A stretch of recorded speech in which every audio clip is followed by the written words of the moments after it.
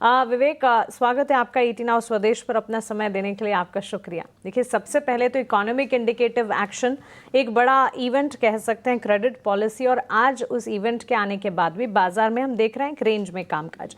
अब देखिए, inflation management, economic growth, recovery, banking sector, credit demand, ये सारी की सारी चीज़ें हैं जो बेहद ज़्यादा ज़रूरी हो जाती है इकोनॉमिक पर्सपेक्टिव से। लेकिन इन सारी चीज़ों को मद्देनज़र रखते हुए विवेक, अब आपको क्या लगता है बाजार में इकोनॉमी की चाल कैसी लग रही है? फंडामेंटल बेसिस बाजार को किस तरह से आप शॉर्ट टर्म नज़रिए पर देखते हैं? Good afternoon. तो पहले तो ये बात है कि बाजार को देख के इकोनॉमी नहीं चलने वाला है, इकोनॉमी को देख के बाजार चलने वाला है, ये बात है। अब इकोनॉमी आप अगर ओवरऑल देखो तो ये जो सुबह का शो किया था हमने, तब भी मैं बहुत क्लियर था कि मुझे नहीं लगता है कि रेट कट इतना जल्दी होगा, क्योंकि जो इकोनॉमिक सिचुएशन है भारत की वो काफी स्थिर और स्ट्रांग है आज भी। ठीक है, एक आध जीडीपी नंबर थोड़ा खराब आ गया, उस पे पूरा का पूरा इकोनॉमिक का सिचुएशन खराब हो गया करके आप नहीं बोल सकते। वो एक अबरेशन हो सकता है, अगले अगले क्वार्टर का रिजल्ट हमको वापस देखना पड़ेगा। अब दूसरी चीज, जब तक क्योंकि अभी यूएस में खाली एक रेट कट हुआ है, और जब तक या उधर 2 या 3 रेट कट नहीं हो जाए, तब तक मुझे नहीं लगता है कि आरबीआई सोचना भी चालू करेगा कि हमको भी इधर रेट कट करना होगा। तो यहाँ पे एक तो सिचुएशन खराब होना, या बहुत ही ज्यादा इन्फ्लेशन कम हो जाए, या फिर प्राइसेस ड्रॉप आ जाए, या फिर ग्रोथ बहुत ही ज्यादा स्लो हो अगले 1-2 क्वार्टर में, और तो आरबीआई सोचेगा कि अब कोई रास्ता नहीं है, रेट कट आपको देना पड़ेगा। लेकिन जो सिचुएशन आज है, मुझे नहीं लगता है कि मुझे नहीं लग रहा था कि रेट कट होगा, और नहीं हुआ है। और आगे चल के आरबीआई का यही फोकस रहेगा कि लिक्विडिटी बाजार में पंप करे, बाजार में इन द सेंस इकोनॉमी में पंप करे। और रेट कट अगर ज्यादा करते हैं तो जो एफडी बाजार है वहां पे ऑलरेडी बैंक्स को एफडी नहीं मिल रहा है, तो वहां पे और दिक्कतें आएगी। तो एक यही स्तर रहेगा अगले 3 महीने से लेके 6 महीने, मुझे लगता है। और ओवरऑल आप अगर बाजार का जो मूवमेंट देखो, देखिए क्या होता है कि कभी भी एक्सपेक्टेशन हमारे ज्यादा होते हैं, और कोई जरूरी नहीं है अपने को उतना ज्यादा मिले। तो बाजार को एक्सपेक्टेशन था कि रेट कट आ जाएगा, नहीं आया, एक बार डिप हुआ बाजार में, लेकिन अब वापस सेंस, जो बोलते हैं ना, सेंस इज प्रिवेलिंग, और बाइंग इंटरेस्ट वापस देखने को मिल रहा है। मुझे लगता है कि एक रेंज में रहने वाला बाजार, ना यहाँ से ज्यादा ऊपर, ना यहाँ से ज्यादा नीचे। अगर जाता है तो 25,200, 25,600 तक जा सकता है, लेकिन बहुत ज्यादा ताबड़तोड़ तेजी ये मैं एक्सपेक्ट नहीं कर रहा हूँ अगले 3 से लेके 6 महीने तक। वैसे वो बात तो आपकी सही है विवेक, कि इकोनॉमी को देखकर ही बाजार चल रहा है, और इसीलिए ये सारे इकोनॉमिक इंडिकेटिव एक्शंस या इवेंट्स या डेटा पॉइंट्स जो हैं वो बहुत ज़्यादा ज़रूरी हो जाते हैं। चाहे फिर वो जीडीपी डेटा हो, जीएसटी कलेक्शन हो, आईआईपी सीपीआई हो, या फिर आरबीआई की क्रेडिट पॉलिसी हो।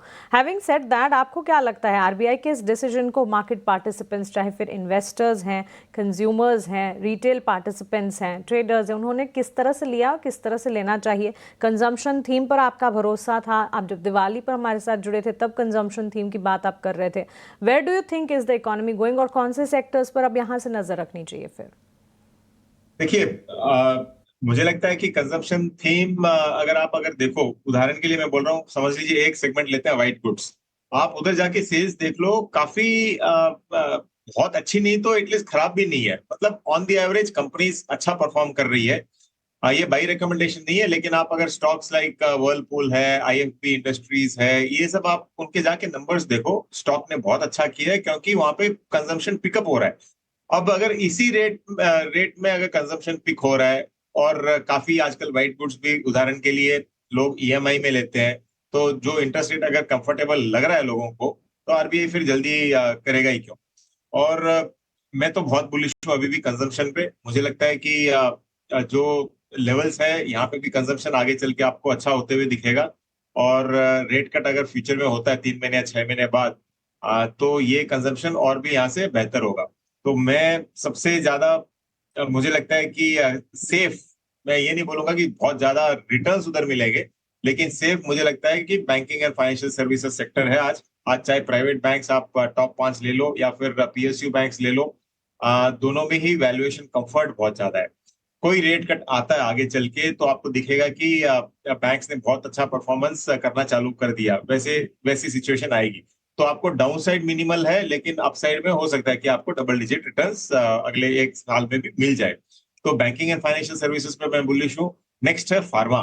क्योंकि अब ट्रम्प साहब ज्यादा दिन नहीं है, अगले महीने ही वो शपथ ग्रहण लेंगे। और मुझे लगता है कि जो सीडीएमओ प्लेयर्स है भारत में, पर्टिकुलरली जो यूएस में भी कारोबार करते हैं, वो कंपनी आपको फार्मा स्पेस में वैसी कंपनीज आपको परफॉर्मेंस देती हुई दिखेगी। और तीसरा और चौथा, रियल एस्टेट और कंजम्पशन। रियल एस्टेट में भी ऐसा है कि ऑलरेडी अच्छा चल रहा है, रेट कट अगर आता है, ईएमआई सस्ती होती है, तो रियल एस्टेट और भी अच्छा करेगा यहाँ से। तो ये चारों सेक्टर पे आपको नजर रखनी चाहिए।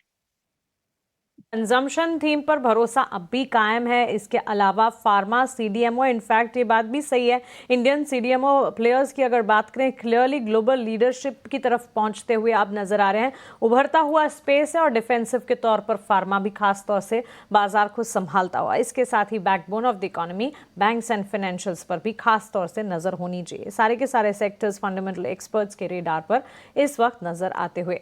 लेकिन इस बीच कुछ ऐसे चुनिंदा स्पेसेस भी हैं विवेक, जिस पर नजर होनी चाहिए, जो कि ये सारे जो हम ऑलमोस्ट डिस्कस करते हैं, like pharma, automobile, banks, financials, इनके इतर हैं, न्यू एज स्पेसेस कहे जा सकते हैं, जैसे कि renewable energy. Global shift towards clean energy इस वक्त एक सबसे बड़ा मुद्दा है और इसका फायदा मिल सकता है रिन्यूएबल एनर्जी स्टॉक्स को। स्ट्रॉन्ग रिटर्न्स डिलीवर कर भी रहे हैं ये स्पेस से जुड़े हुए स्टॉक्स। तो आने वाले दिनों में भी सेंटिमेंट्स किस तरह से, पर्टिकुलरली इस स्पेस पर एक आपका टेक जरूर हम जानना चाहेंगे। देखिए, रिन्यूएबल एनर्जी है, उसमें मैं कुछ हद तक ईवी व्हीकल्स को भी ऐड करूंगा। एग्जैक्ट कंपैरिजन नहीं है, लेकिन ठीक है, वो भी रिन्यूएबल के थीम में ही आएंगे। मुझे लगता है कि स्पेस बहुत अच्छा है, ग्रोथ दिखाएगा। ये इंफ्रास्ट्रक्चर स्पेस के जैसे होने वाला है मानसी। मुझे लगता है कि जैसे इंफ्रास्ट्रक्चर है, भारत का इंफ्रास्ट्रक्चर आप 10 साल पहले देखो, आज देखो, काफी इंप्रूवमेंट्स है। लेकिन उतना रिटर्न्स इंफ्रास्ट्रक्चर कंपनीज ने दिया है क्या? कोई जरूरी नहीं है, सिलेक्टेड कंपनीज ने दिया होगा, और काफी कंपनीज इस बूम में भी अच्छा परफॉर्मेंस नहीं दिखाई है। तो वैसे ही इसमें भी होने वाला है, क्योंकि जो नंबर ऑफ प्लेयर्स है आज के दिन रिन्यूएबल एनर्जी में और ग्रीन एनर्जी में, आपको दिखेगा कि मतलब भीड़ लगी है, बड़ी बड़ी कतारें लगी है।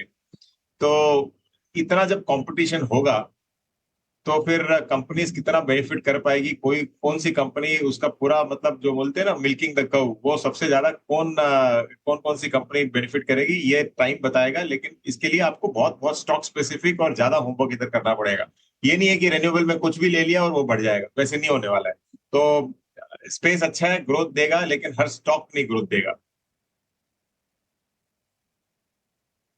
वेल एक्सप्लेन्ड विवेक। सो क्लियरली स्पेस अच्छा है, लेकिन जैसे कि हमने बताया न्यू एज स्पेस है, तो इसे थोड़ा सा पकने देना चाहिए और यहाँ से और ज़्यादा ग्रोथ जब स्लोली एंड इवेंचुअली बढ़ता हुआ देखें, लेकिन नज़र ज़रूर होनी चाहिए क्योंकि ग्रोइंग ज़रूर है।